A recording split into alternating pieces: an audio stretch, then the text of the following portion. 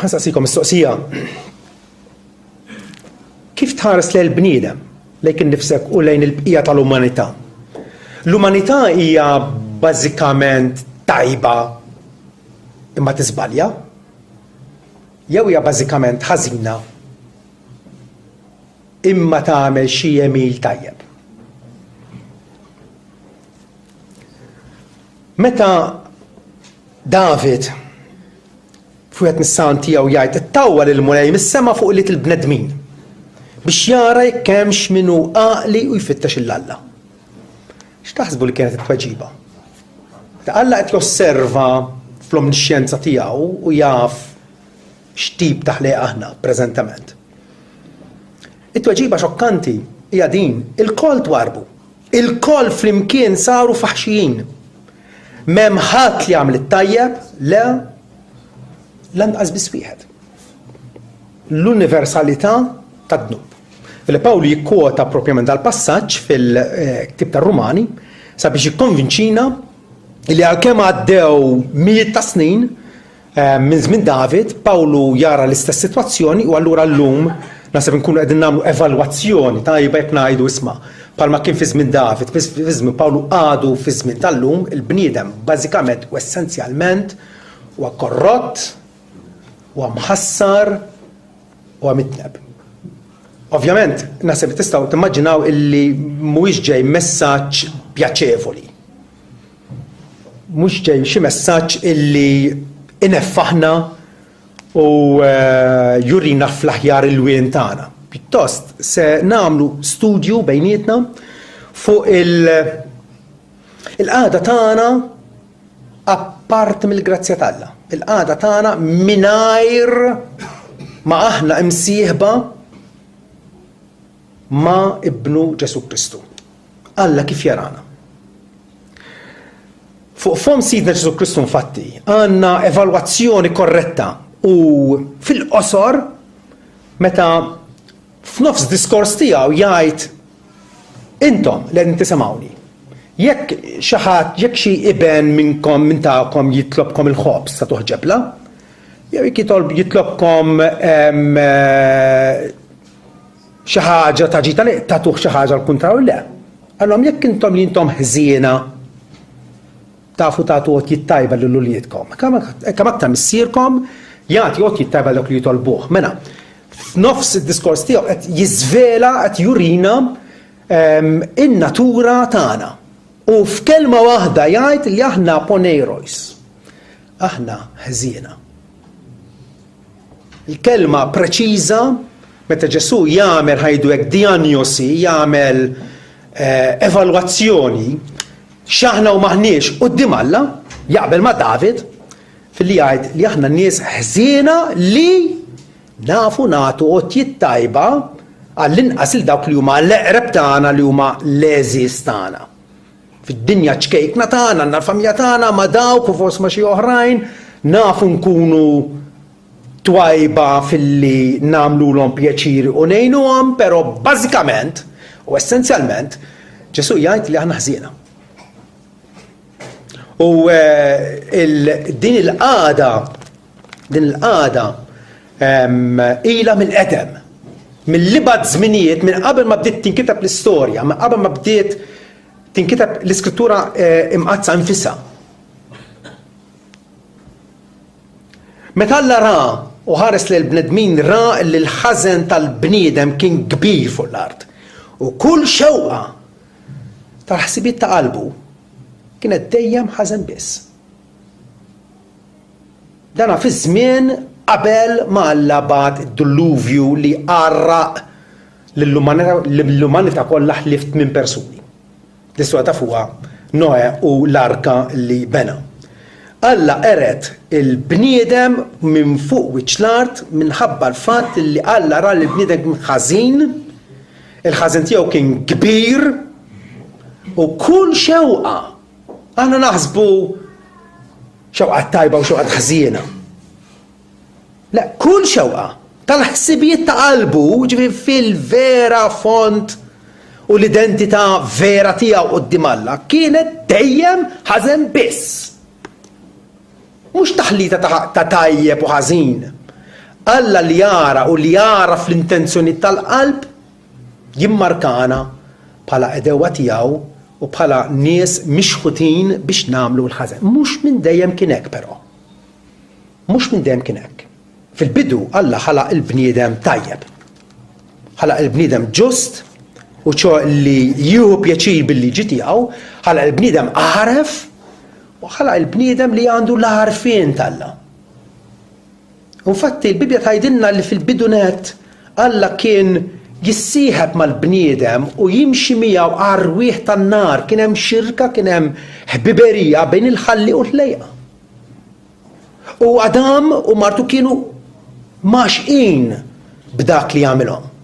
Però ovvjament kif tafu l-istorja il-tentazzjoni, x-xitan illi ġarrab, li webbel, li daħal id-dubju fl-imħuħ ta' dawn l-ewwel ġenituri tagħna, tantu hekk illi dawn żvijaw mit-triq.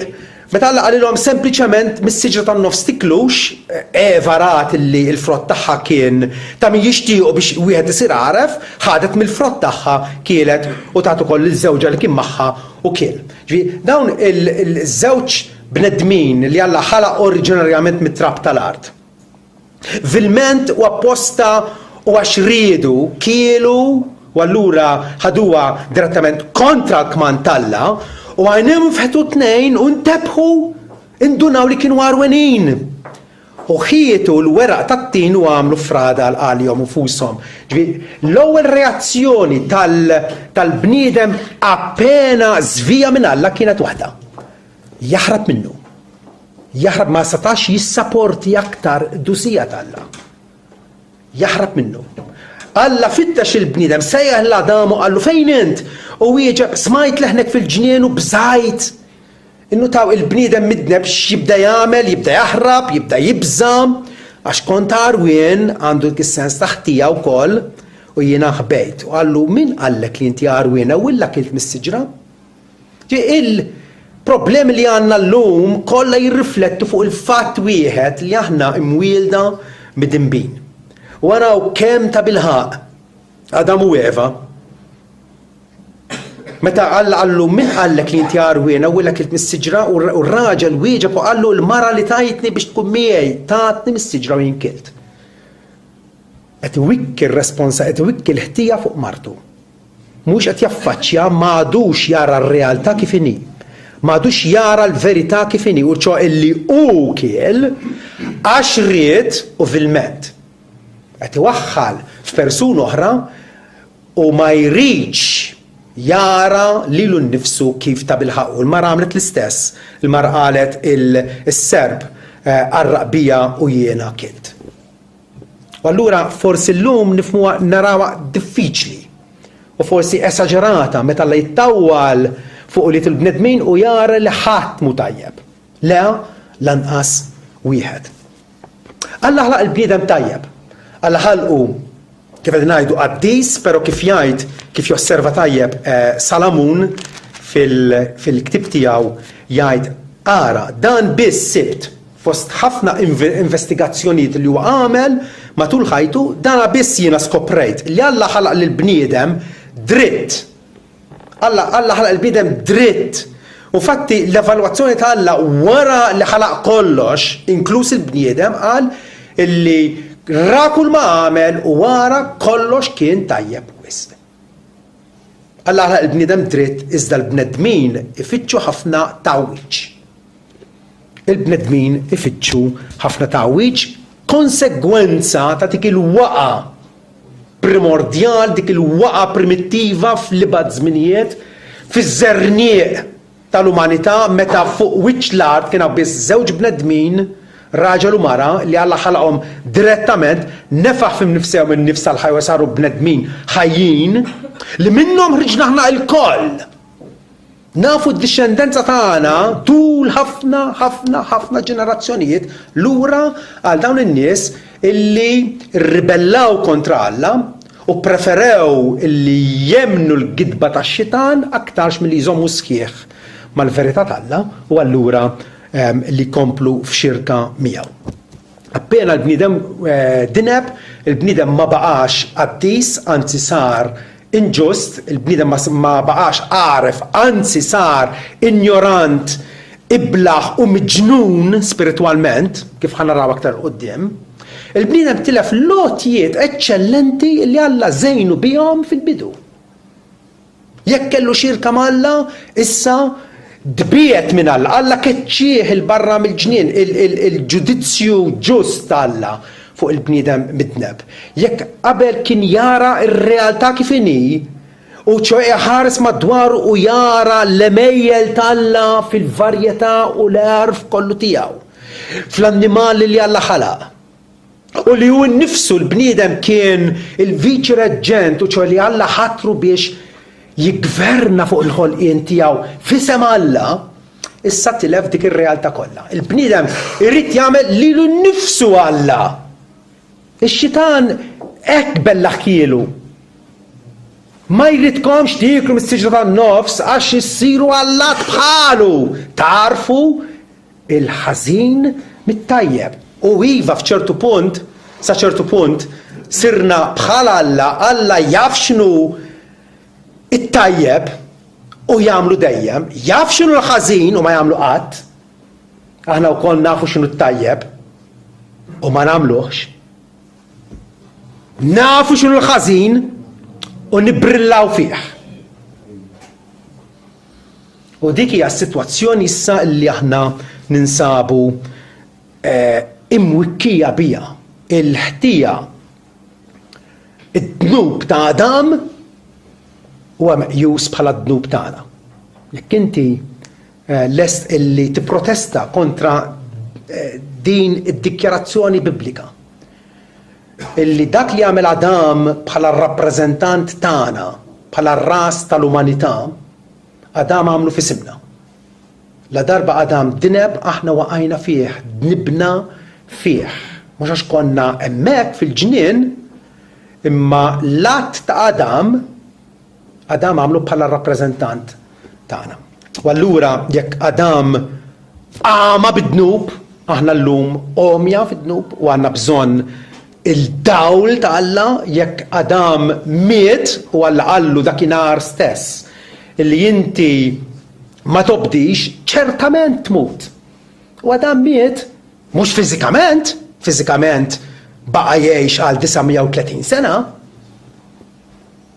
ma spiritualment miet istantanjament.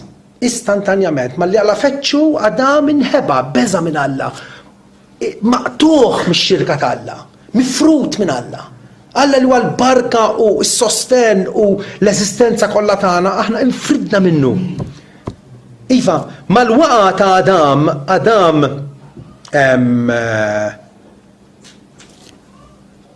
ippriva li nnifsu mill-lotjiet sbieħ u tajba Alla u ġab fuq nnifsu qama, dalma orribli, u dalma tidher l-aktar fil-bniedem modern sansitra, aħna li niftaħru. Illi tant avvanzajna m'għadniex primittivi, m'għadniex slavaġ, u m'għadniex bħal nies tal-ġungla, le m'għadniex. Għar minnhom. Għax in-nies tal-ġungla forsi joqtlu biex jieklu anke lil xulxin. Aħna noqtlu fil-ment u nħossuna tajbin li noqtlu. Ftit ilu tkellimna fuq l-abort. U l-istatistika li smajna fuq l-abort li jsir mad-dinja kollha hija tal-waħx. Id-dnub li nagħmlu llum huwa sofistikat, huwa pulit, huwa nadif, u xorta waħdu għad-dnub. U allura Pawlu kellu raġun meta fi żmienu tagħna stampa tal-paganiżmu lampanti li kien hemm fl-Imperu Ruman, jiena naqra u ngħid din l-istampa li ta' Pawlu hawnhekk hija qisu ritratt tas-soċjetà tagħna. L-istess ħaġa. Efesin 4 vers 17 jgħid: dan jien ngħid mela u nixhed fil-mula illi min issa l-qudiem qed jgħid lill-aħwa Kristjani, min issa l-qudiem timxux iżjed bħalma jimxu l-pagani l-oħra wara l-frua ta' moħħhom. L-ewwel ħaġa.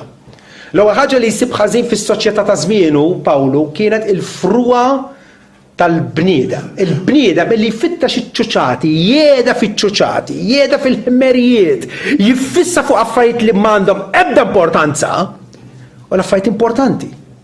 U li jkun paċi mal-Alla, u li jaqdi lill-Alla, u li jirrikonoxxih bħala l-bidu tmiem ta' kollox, dik hija minsija totalment. Hija s-soċjetà tal-lum, hija s-soċjetà tal-lum. Il-fruwa ta' moħħhom li għandhom moħħhom imdallam.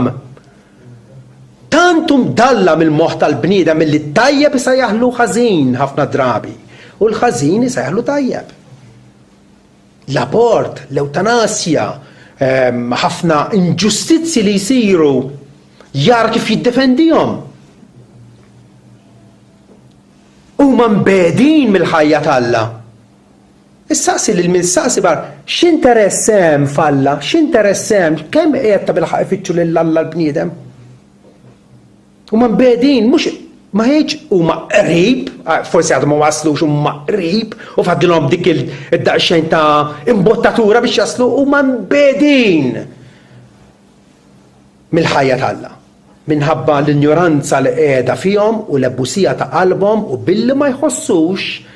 Ekku tant il-bniedem sar insensittiv. Il-tfal ma jisimgħux minn ġenituri tagħhom, il-konflitti, n-nuqqas ta' maħfra, l-ebusija, l-insensittività, da kollu naraw bajnena llum. Minħabba l-injoranza li qiegħda fihom u l-ebusija ta' qalbhom u billi ma jħossux tawlu nfushom għad baħrit billi jagħmlu b'kilba kull faħx. Fatt il-bniedem kapaċi jkollu mhux b'impjieg wieħed tnejn u anke tlieta, għaliex? Għaliex? Għax qed imut bil-ġuħ le, biex ikollu fiex jixxala u fiex jitbaħrat u fiex jitneb. L-aħwa, il-bniedem huwa l-kapolavur tal-Alla, però huwa kapolavur imwaqqa, kapolavur illi bħal meta għandek ħajdu hekk binja sabiħa, meta nbniet kienet sabiħa, però issa hija mwaqqa, hija diżastru. Għadha tingħara fil-forsi hija binja, però mhix isservi l-iskop tagħha ċertament. Pawlu jkompli jaċċenna fuq il-qagħda tal-bniedem fi żmienu meta fil-Rumani kapitlu 1 jibda biex jgħid illi Alla telaqhom għal faħx fix-xewqat ħżiena tal-istess qalbhom biex jagħmlu għajb lil ġisimhom bejniethom. Huma li bidlu l-verità tal-Alla f'gidba u qiemu dew lil ħlejqa aktarx mill-ħallieq li huwa mbierek għal dejjem. Fis-soċjetà reliġjuża tal-lum dak li naraw. Naraw in-nies iffissati fuq huma jsejħulhom qaddisin biex bijat tagħhom, bl-istatwi tagħhom u jservu lilhom, però Alla huwa minsi prattikament. U l-istess ħaġa mbagħad il-bniedem profan, il-bniedem li ma jikklejmja ebda reliġjona innifsu, bħalma jgħid hawnhekk jgħid illi hekk ukoll l-irġiel ħallew l-użu naturali tal-mara xelu fiż-żena tagħhom għal xulxejn irġiel ma' rġiel jagħmlu dak li mhux xieraq. U tkompli tara u tistħi taqra dan il-ritratt ta' immoralità sfaċċata. Meta jgħidlek illi huma jafu li qed jagħmlu ħażin, jibqgħu jippersistu fit-tnub, mhux biss ma jiddispiċihomx, imma wkoll japprovaw, jiġri jgħidu prosit il-dawk li jagħmlu bħalhom. Pawlu ma kellux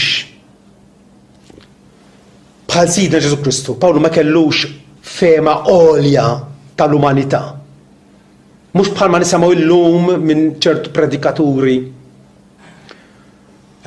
Il-bniedem bażikament huwa divin, għandu dik l-xrara fih illi b'daqsxejn sforz kapaċi jagħmel meravilji. Xemm minn dan. Pawlu jiddeskrivih bħala mimli ejra til ġlied ħżunija jqassu, jagħtu malafami, jobodu l-Alla jajru gburin faħħarin jivvintaw il-ħsara ma jobdux il-ġenitur tagħhom, bla moħħ ma jżommux kelmithom, bla ġibda naturali. U jibqa' 32 lista ta' 32 vizzju illi naraw saħansitra illum il-ġurnata. Il-bniedem skont l-iskrittura huwa mawweċ fil-ġudizzju ta' moħħu, huwa pervers, u ċoħe jieħu pjaċir fil-ħażen, huwa ribellus, huwa ostinat fil-qalb u fir-rieda, kif ukoll l-emozzjonijiet tiegħu huma maqluba ta' taħt fuq. Jibki għal dak li m'għandux jibki għalih u jifraħ f'dak li m'għandux jifraħ fih. Ħaġa li tiġri kontinwament. Kemm hi mifruxa din il-korruzzjoni, kemm aħna imdakrin bija, kemm aħna din il-marda, kemm aħna meħudin bija. Prattikament, il-kol kemm aħna la darba ħriġna mill-istess ġenituri tagħna, Adam u Eva, il-kol kemm aħna ħriġna nixbħuhom. Fil-bidu jgħid li Alla ħlaq il-bniedem raġel marra ħalaqhom fuq ix-xbija tiegħu ħalqu.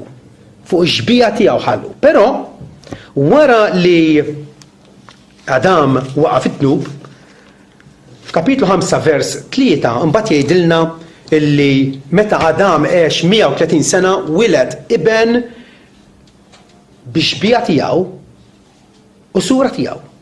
U sejjaħ ismu Set. Għaw x'ġara, il-bniedem oriġinalment maħluq fuq xbija ta' Alla, issa l-bniedem li inissel bniedem ieħor aħna li familji jkollhom it-trabi, dak it-tarbija għalkemm hija gustusa, għalkemm hija ħelwa, però prattikament ħarġet fuq in-natura hija mnisla fuq in-natura tal-ġenituri tagħha. Ġenituri mħassra u li timħassra. U din hija il-fema tal-iskrittura, Pawlu jitkellem ċar dwar din il-ħaġa meta jgħid illi bħalma b'bniedem wieħed id-dnub daħal fid-dinja. U għandna nifhmu allura li Adam kien bniedem wieħed u bniedem reali maħluq minn Alla. Bħalma b'bniedem wieħed id-dnub daħal fid-dinja u l-mewt bid-dnub u hekk il-mewt għaddiet għal fuq kull bniedem għax kollha dimbu. Mistoqsija sempliċi għadin, meta dimbu l-bnedmin? Dibna f'Adam għax konna fih. U kien ir-rappreżentant tagħna quddiem Alla. Tantu hekk li David fil-talba tandima tiegħu Salm 51 jgħid illi fid-dnub jiena msawwar u fil-ħażen nislitni ommi. Tarbija ma ssirx midimba wara li kollha xi 3, 4, 5 snin. Tarbija hija mnisla midimba. Hija mnisla bi propagazzjoni ta' natura pervertita. Il-bniedem huwa pervertit u jnissel trabi pervertiti bħalu. U għalhekk iridu ngħidu illi aħna il-kol kemm aħna li nafu x'nidu, nafu x'inhi d-diżubbidjenza li Alla, naġixxu hekk mhux għax imitajna l-ħadd ieħor, ċertament nafu nimitaw u l-ħażin nimitawh faċilment. Però mhux b'imitazzjoni. Il-kawża hija aktar gravi minn hekk. Jekk aħna ngħidu li sirna midimbin f'xi stadju ta' ħajjitna, dik mhijiex l-istorja biblika. L-istorja hija li mit-tnissil tagħna aħna uliet il-għadab l-istess bħall-oħrajn.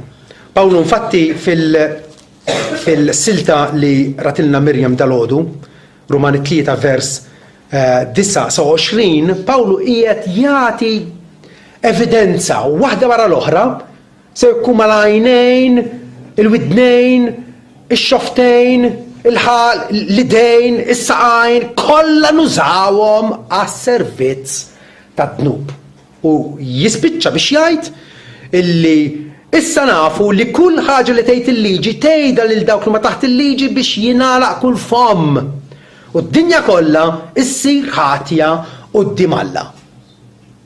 Hija liema ċiviltà li nsertajna din ngħixu fiha, ċiviltà moderna jew antika, ċiviltà avvanzata jew għadha lura. Il-verdett huwa wieħed. Id-dinja kollha hija ħatja quddiem Alla. Il-problema tagħna hija li nafu li aħna fil-kuxjenza tagħna tgħidilna li aħna dorna kontra Alla, mhux biss fin-natura tagħna dik hija gravi diġà, għas-siġra ħażina ma tistax tagħmel frott tajjeb. In-natura tagħna aħna mħassrin. Imma wkoll il-frott mill-frott li tajna aħna kapaċi nikkondannaw lil nfusna u ngħidu iwa. Ma nistax ma naqbilx ma dak li tajt l-Iskrittura.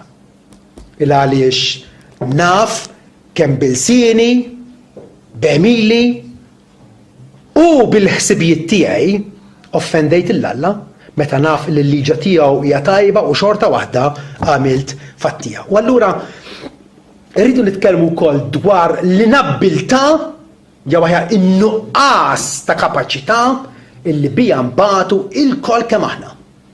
Infakkarkom qegħdin nitkellmu bħala bnedmin apparti mill-grazzja t'Alla. Bħala bnedmin in ġenerali, tajjeb? Imbagħtu minn inabbiltà totali. U ċoħe il-fakultajiet kollha tagħna, sew kija l-kuxjenza tagħna, kapaċi nħamġuha, sew kija r-ruħ tagħna illi hija imċabsa, sew kija il-moħħ tagħna li kapaċi nilwuh, sew jekk huwa l-affezzjonijiet tagħna. Nispiċċaw inħobbu dak li suppost nobodu u l-kuntrarju. Meta nitkellmu dwar inabbiltà tal-bniedem, qegħdin nitkellmu dwar kif aħna imwielda jew aħjar ikkonċeputi mill-ewwel sekonda tal-eżistenza tagħna f'ġufomna meta nkunu għadna qas nidru bl-għajnejn ma biss bit-teleskopju. Tant nkunu għadna żgħar. Bibja tgħid li aħna konna konċeputi u mwielda bħala ulied il-għadab. Efesin 2 l-ewwel 3 versi. Fejn Pawlu qed jitkellem hawnhekk issa lill-Kristjani. Nies li konvertew, nies li darba kienu pagani, bħalma konna aħna, immissa dawna ħadnu lil Ġesu Kristu u għandhom il-fiduċja tagħhom fih. U jgħidilhom intom darba kontu mejtin bil-ħtijiet u t-nubiet. Li fihom intom imxejtu il-koll fl-modi skont il-mixja tad-dinja, ġifieri bħalma kien jagħmel ħadd ieħor is-sistema tas-soċjetà. Hekk ukoll għamilna aħna, nġarrejna mal-ħammiela tad-dnub skont il-prinċep tal-ħakma tal-ajru l-ispirtu li se jaħdem fuq id-diżubbidjenza tirreferi għax-xitan li jarra u jinganna bl-umanità kollha. Li fosthom ukoll għexna aħna il-koll. Anke Pawlu nnifsu qed jgħid jien magħkom avolja kont mill-ibren fariżew u kellu trobbija reliġjuża tal-prima klassi. Mentri l-Efesin kienu nies idolatri imu lill-Alla Djana, Alla falsa, moqżieza.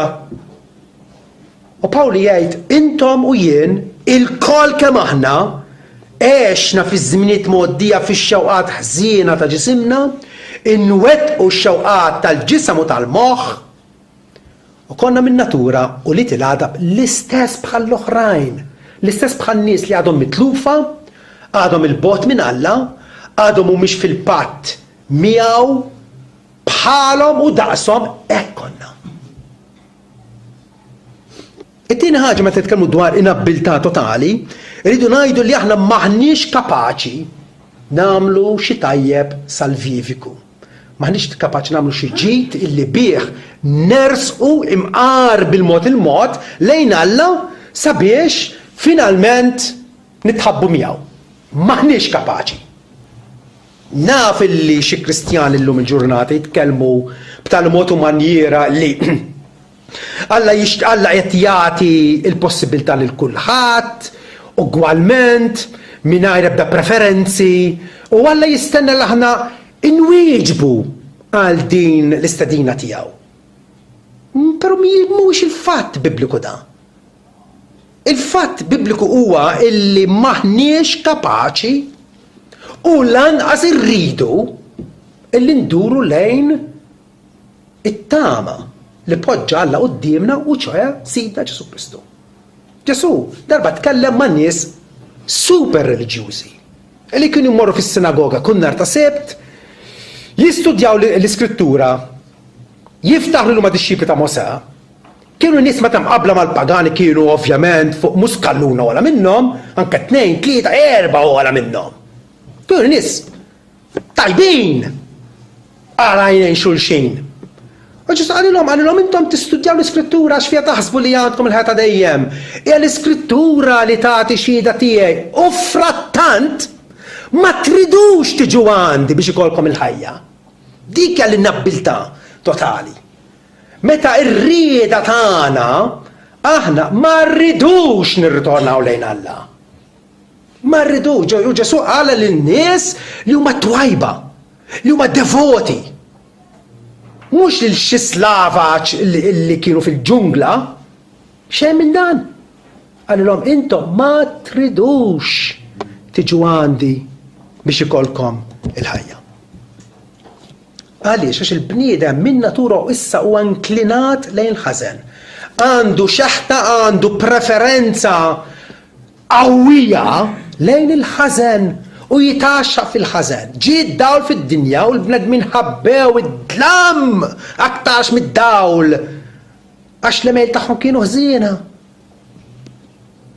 Dak huwa l-verta tal-Iskrittura għal darb'oħra. Huma aħna inklinati lil ħażen għaliex ninsabu mejtin fid-dnubietna u l-sira tad-dnub. Għal darb'oħra il-fema mawġa tal-umanità tidher hawnhekk. In-nies jiftaħru li huma ħielsa. U b'xorta ħażina wkoll ħafna Kristjani li għadhom jaħsbu illi aħna għandna rieda ħielsa b'tali mod u maniera li jekk irid nikkonverti nista' konverti issa stess, u jekk irid nitlaq minn ma' Kristu nista' nitlaq issa stess, dik it-tip ta' rieda li nagħmel li rrid u li jfettilli u qatt ma jidħalli. X'ingan totali. X'ingan totali meta l-Bibja tgħidilna illi l-bniedem ċertament għandu rieda. Però dik ir-rieda juża skont in-natura tiegħu. U n-natura x'inhi n-natura tiegħu hija midimba, allura r-rieda tiegħu hija midimba, ir-rieda tiegħu hija mjassra, skjava għad-dnub. Għal darb'oħra meta Ġesu tkellem ma' nies ta' żmienu li kienu Lut illi kienu jgħidu li Alla huwa missierna u dal-affarijiet kollha. Ġesu jgħidilhom huma weġbuh nisa l-Abraham aħna u qatt ma konna l-sira ta' ħadd kif tgħidilna inti qed jgħidu l-Ġesu kif qed tgħidilna tkunu ħelsin. Għal darb'oħra qed tindunaw kemm id-dnub jagħmel il-bniedem. Qatt ma konna l-sira ta' ħadd meta intom għamiltu 400 sena skjavi ta' farawni fl-Eġittu. X'memorja f'jakkantkom? Qatt ma konna l-sira ta' ħadd meta dakinhar stess kienu sudditi ta' Ruma. Ir-Rumani daħlu f'pajjiżhom, jintaxxawhom u jiggvernawhom huma, kien hemm Ponzu Pilatu l-gvernatur fuqhom. Kif qed jgħidu qatt ma konna l-sira ta' ħadd. U Ġesu qed jipprotestawlu kif qed tgħidilna tagħmilna ħelsin. Weġibhom Ġesu tassew ngħidilkom. Kull min jagħmel id-dnub huwa l-sir tad-dnub. Minn skjavitu politiku qed jgħidilhom Ġesu. U aħna l-Maltin dbażwarna inservu lil ħadd ieħor. Mela servejna lill-Feniċi, lill-Kartaġiniżi, lill-Biżantini, lill-Rumani, lill-Fewdi, lill-Kavallieri, lill-Franċiżi, lill-Ingliżi, lil min ma servejniex. U Ġesu qed jgħidilna dak it-tip ta' skjavitu mhux hejn. Laqas jidħol in konsiderazzjoni. Laqas illa għaliex l-iskjavitu vera tal-bniedem huwa l-iskjavitu tiegħu għad-dnub. Ċertament il-bniedem jagħmel li jrid. Imma x'jasal biex jagħmel? Il-preferenza tiegħu. Bħala midneb jagħmel id-dnub. Għax id-dnub jaf jagħmel. Kull min jagħmel id-dnub u l-sir tad-dnub u l-sir ma jibqax id-dar għal dejjem, imma liben jibqa' għal dejjem. Mela, jekk liben jagħmilkom ħelsin, tkunu ta' bilħaq ħelsin. U forsi hawnhekk issa tibdew tindunaw il-għala illum bdejna biex nistudjaw li nafusna bħala umanità u il-preżentazzjoni mi xejn pjaċevoli, però għamil dan bi skop wieħed. Biex aħna dejjem niftakru illi jekk aħna meħlusin mid-dnub ma ħallisniex li nafusna. Ġesu ħallisna. Jekk liben jagħmilkom ħelsin, tkunu ħelsin tassew u tista' tkun qed isservi lill-Griegi jew lir-Rumani jew lill-ġensi ieħor bħala pajjiż, però min huwa meħlus spiritwalment minn Ġesu Kristu biex bekk kapaċi issa jaqdi lil Alla bil-ferħ u brieda imġedda dan huwa ta' bilħaq ħieles. Mela rridu ngħidu li apparti mill-grazzja ta' Alla, apparti mill-ħidma tal-Ispiritu Santu, illi wellidna mill-ġdid, ma nistawx la nirritornaw li Alla u lanqas irridu nservuh. Imma dan hu dak li ġara u beda jiġri fina.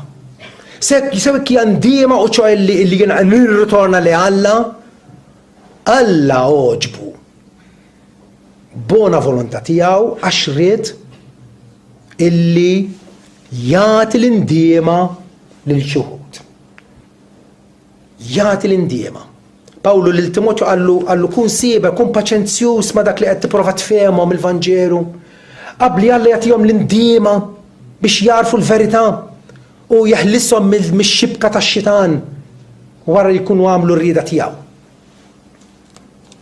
Minna l-Ispiritu Santu però maħniex kapaċi, m'għandniex ħila li nirritornaw li Alla u lanqas maħna kapaċi nikkoreġu lil nfusna u lanqas nħassru id-depravità u ċo il-ħażen intrinsiku, il-ħażen maġun fin-natura tagħna minħabba id-dnub.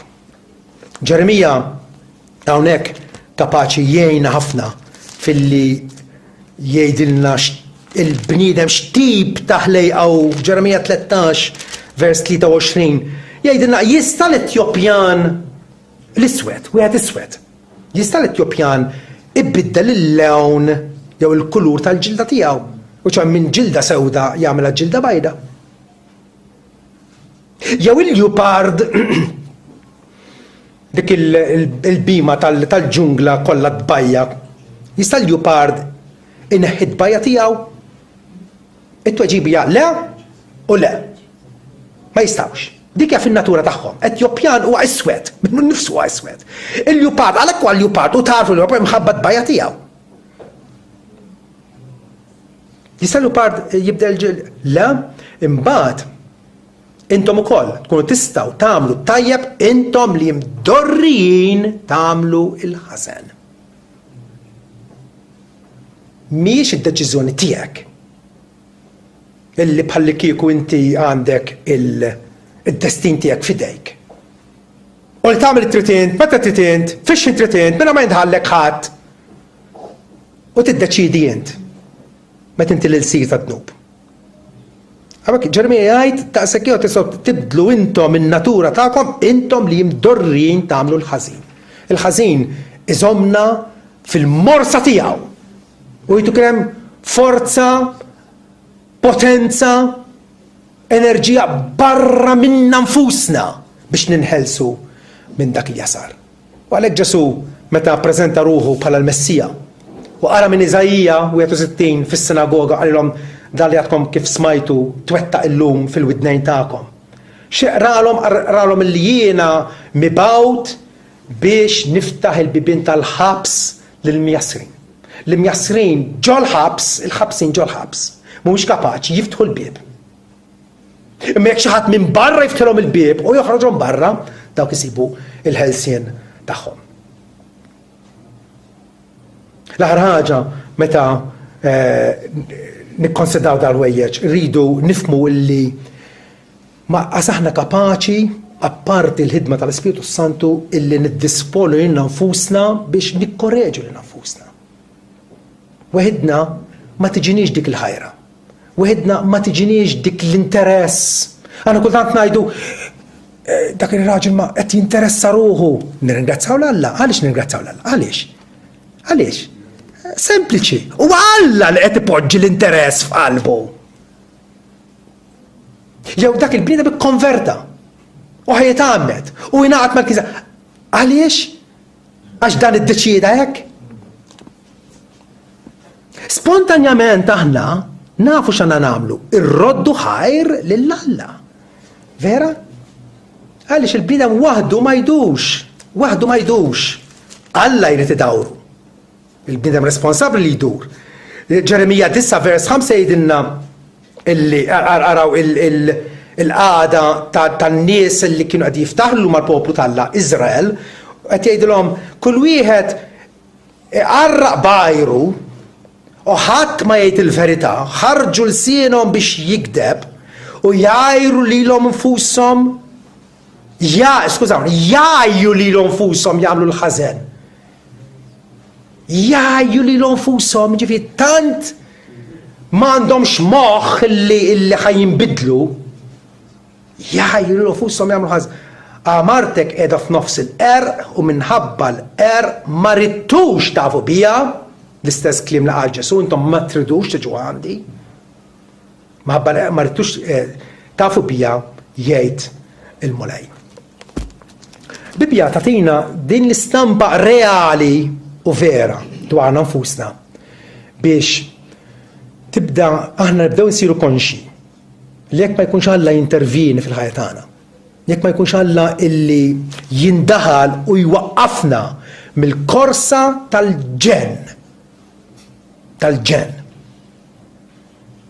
Meta Alla ċanfar lill-Iżrael u qalilhom il-poplu tiegħi għamel żewġ ħtijiet.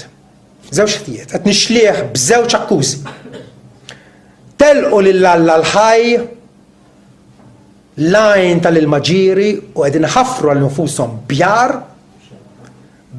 imxaqqin li mhumiex kapaċi jżommu l-ilma.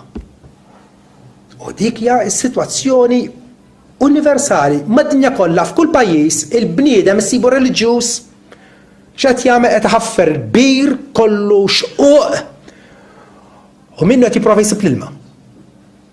Jagħmel kollox, jgħajjil lilu nnifsu minn kollox jagħmel. Li f'ħaġa waħda li tiġi f'moħħu jdur li Alla. Li Alla l-ħaj illi l-emejjel tiegħu jarhom ċari fis-smewiet u l-art u kull ma fihom. Għax dawk huma jmejli deħ. Imma da tant għama li nnifsu il ma jridx jammetti li hemm dan Alla Suprem, Alla li mħallef ta' kull bniedem u li miegħu għandna x'naqsmu. Il-bniedem ilu fuġittiv minn Alla, ilu jaħrab minn Alla. Jekk Alla ma jiġrix warajh u jwaqfu u jħadnu miegħu il-bniedem ma jdux. Dan huwa l-Evanġelju illi fil-ġimgħat li ġejjin issa jekk ħallit nibdew nistudjaw naraw kif Alla allura minn massa ta' umanità mitlufa, massa ta' umanità ribelluża kontra tiegħu kif jirnexxielu Alla bil-grazza tiegħu illi jiġbed għalih nies biex jarfuh, biex jħobbuh u biex igawduh mhux biss id-dinja ma wkoll għal l-eternità kollha. Amen. Amen.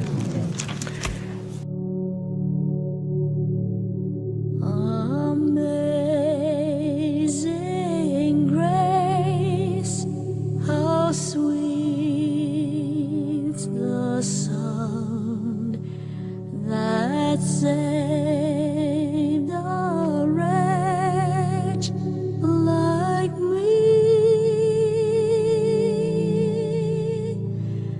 I was lost, but now I'm found. Was blind, but now